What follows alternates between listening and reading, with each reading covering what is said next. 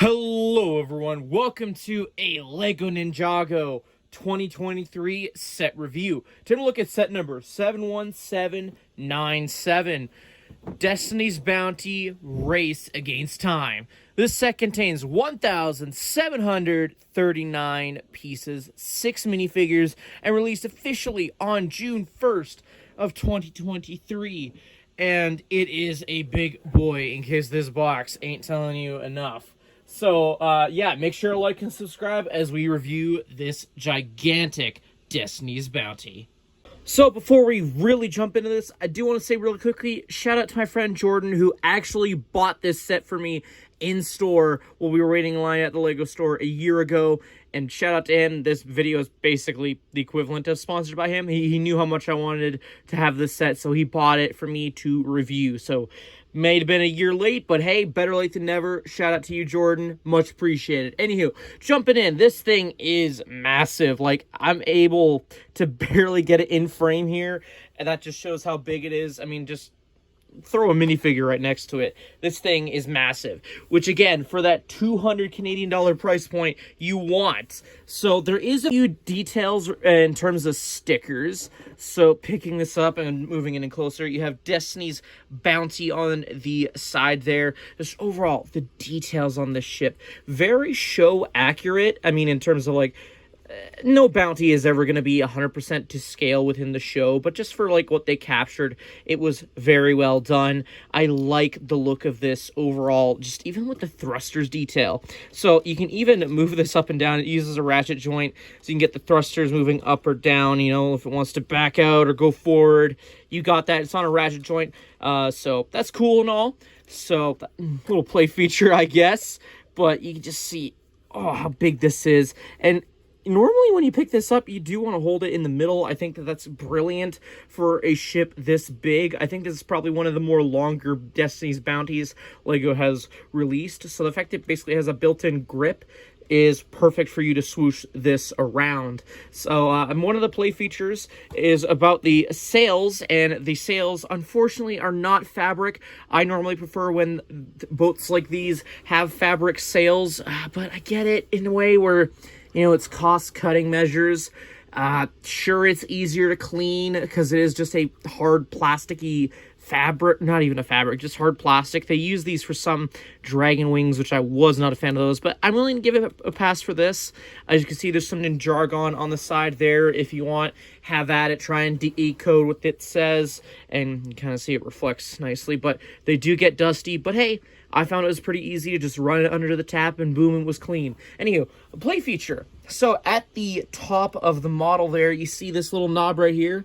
You turn this left or right, depending which way, and the sails open. It's pretty traditional with every Destiny's Bounty because this boat can fly.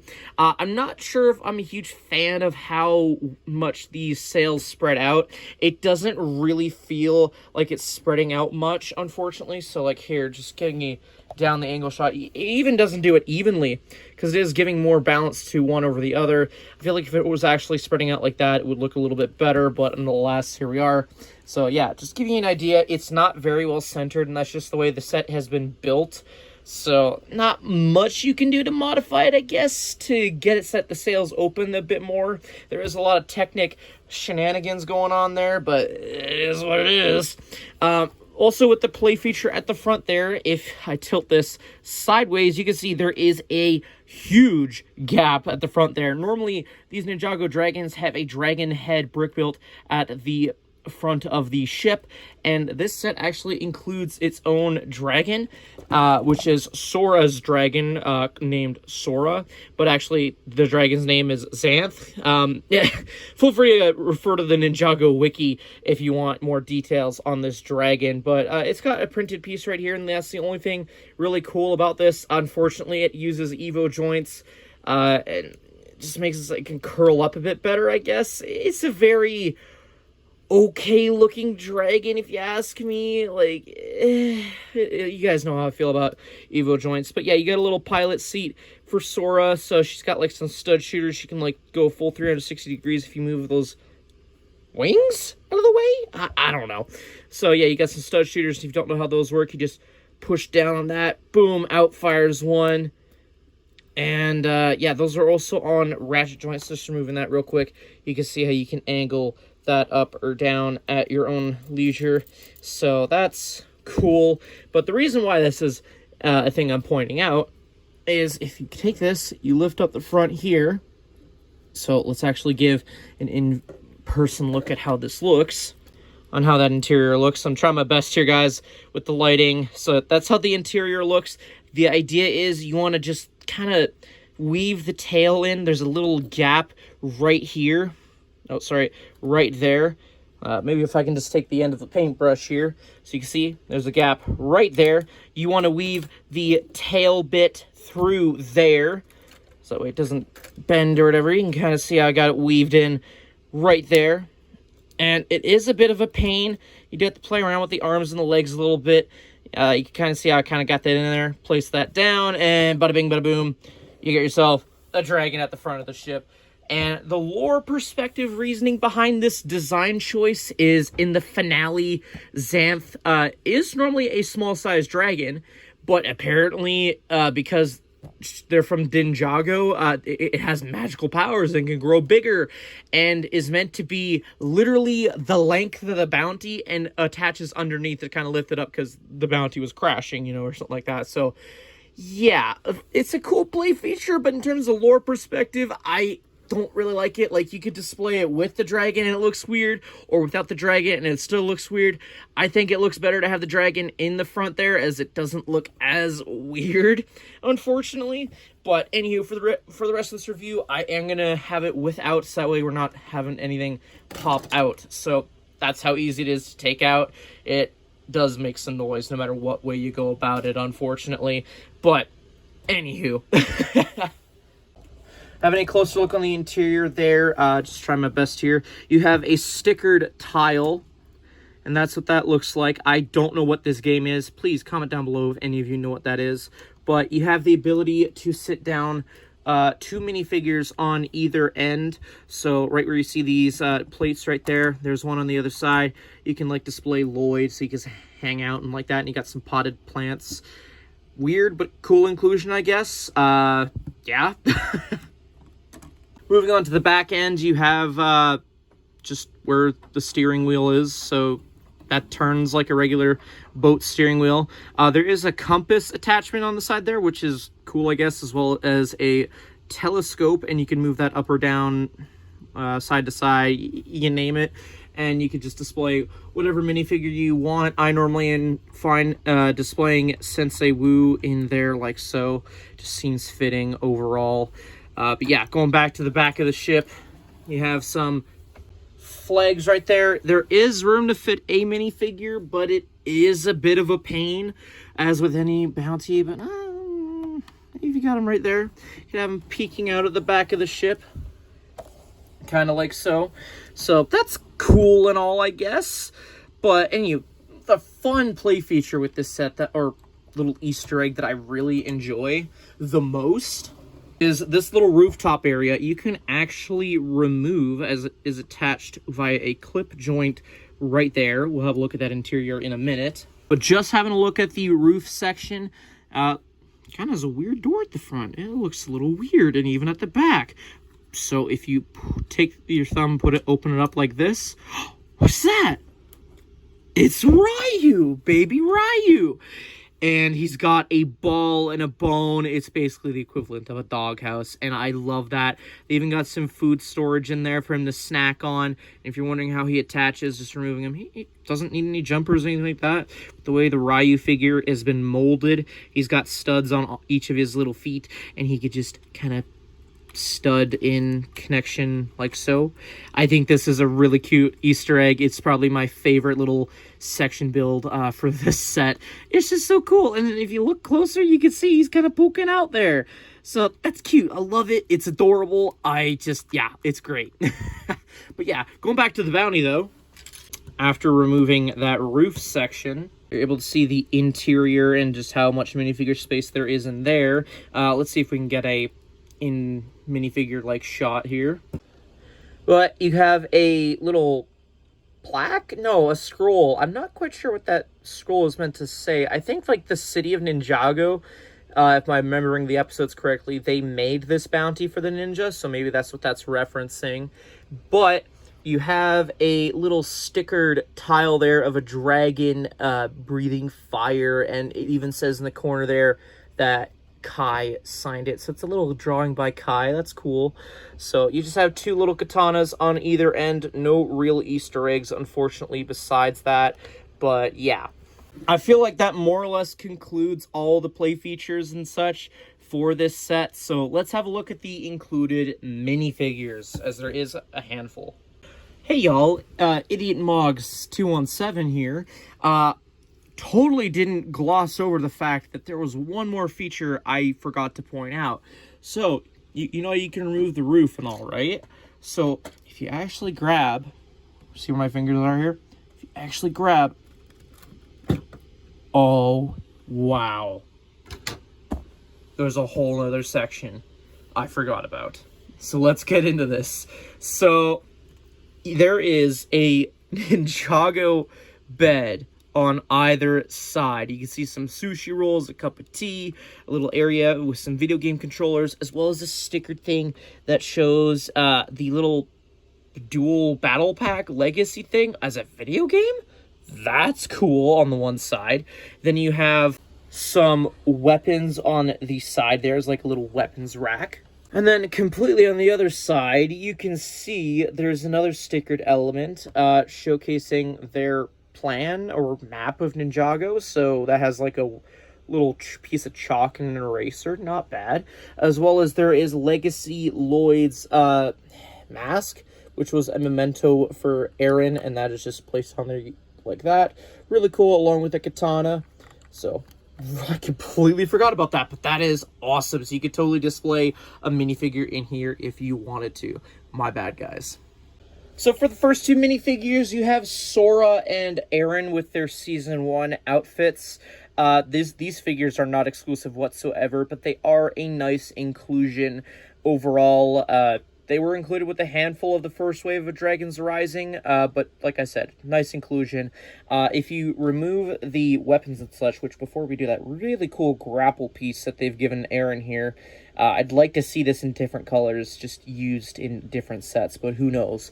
Anyway, removing the shoulder armor and weapons and such, you're able to see a better look at the facial expressions as well as the torso prints overall. Really cool. I like it. Even though I probably have a few of these figures as duplicates, it is still amazing to have these figures. Just the amount of detail on them is insane. And real quick, before we have a look at the next two minifigures, I love that they brought back the whole idea of having split molded ninja masks, because that means you could add hair pieces and just the combinations are endless. So I think that that's really great, despite what others may say. I think it's really cool. Also, the dual molding on this with the hair piece in the hood, that is awesome. I love it. It's so cool. Anywho, let's move on to the next two figures, which are Ryu and Sensei Wu Core. Now, Sensei Wu is an interesting inclusion because as of up to Season 2, spoilers, I guess, he has not been shown in physical form other than a ghost form. So, while it's cool to get Core Sensei Wu, which is just a nice inclusion overall, I do question why he was included. Maybe to avoid spoilers, I guess. I don't know. But Ryu is a nice inclusion. I love they went out of their way to make a new dragon mold for him. I love that cute little baby dragon mold. And fun fact, there is a Comic-Con exclusive version that's worth a lot of money. So, yeah, fun fact for you guys, I guess. But removing Sensei Wu's little straw hat and beard, you're able to get a better look at that torso print as well as that facial expression. So, pretty cool. But, yeah, not much to say about these two figures. Moving on to the next ones, however, you have Lloyd and Kai. Again, decent inclusions. Don't really have any complaints with it overall. It's just, again, these figures are just as common as any other figure with this set, unfortunately.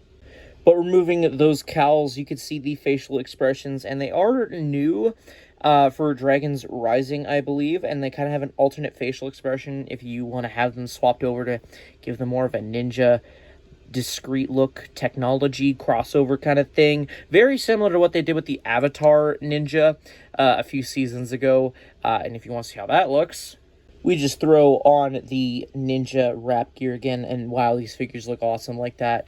But yeah, again, nothing exclusive about these guys, but they are a nice inclusion. And for the final minifigure, you have Rapton. This guy came in a handful of sets as well, and is a decent inclusion. I kind of wish that maybe we would have one more minifigure of just a Imperium soldier of sorts, but he's an okay inclusion, I guess. A lot of people thought he was one of the Time Twins for some reason. I mean, I guess, sure, but like, he's just one of those Lieutenant Commander-esque characters in the show.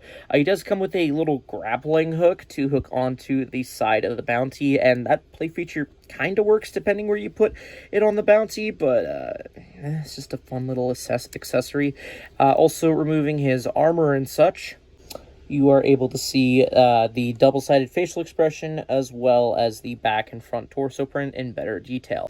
But yeah, not much else to say about this minifigure other than it's pretty cool to have this guy. Anyway, let's move on. Alrighty, so having a look at this pretty thick instruction booklet. You have a QR code if you want to build a set digitally or redeem those free 20 Insiders points. The image here pretty much executes pretty well what the set is, but flipping open to the first few pages, wow, this is going to be a pain. You have Sora as the progress bar, and you are building Xanth as your first part of this set, and it goes by pretty quickly. The build process, from what I remember of the bounty, was pretty straightforward. It was a little annoying to start with just because it's a lot of one-by bars and such, but as you get going, it starts to get a little bit more stable overall. But yeah, flipping all the way to the back, it shows you how to do the whole wings thing. Flipping over into the next page, it tells you how to load in the dragon at the front there, which, okay. Then you have the completed model, advertisements for other Ninjago Dragons Rising Season 1 sets, which I have done reviews on a few of these, admittedly. And then you have a parts listing that goes on for 1, 2, 3, and 4 pages. And there is just a simple win at the back. As for the extra parts, this is all that I received with my copy of this set. Overall, for a set that retailed for, let's be honest here, $200 Canadian, this is a bit much. I mean, okay, sure, you definitely get it with the size and all, but just when comparing it to, say, the 2020 Destiny's Bounty, we don't count the Hydro Bounty. That is not a true bounty, in my opinion, before anyone comments that. The 2020 Bounty, which had around the same amount of pieces and an additional minifigure, that one felt more like a fun display and build piece. This one feels more like a build play set than it does a display piece. Not to throw it under the bus for its looks. It looks great. But just with all the play features and all that involved, it feels like it's more for play than display. And it does feel, okay, again, thank you, Jordan, for buying me this set, but like, I would have bought this regardless. And even so, I feel like $200 is a bit steep of a price. I'm sure some people might be able to see the value in it, but I feel like if it was just a little bit cheaper, maybe be worth the money to me personally. So I don't know.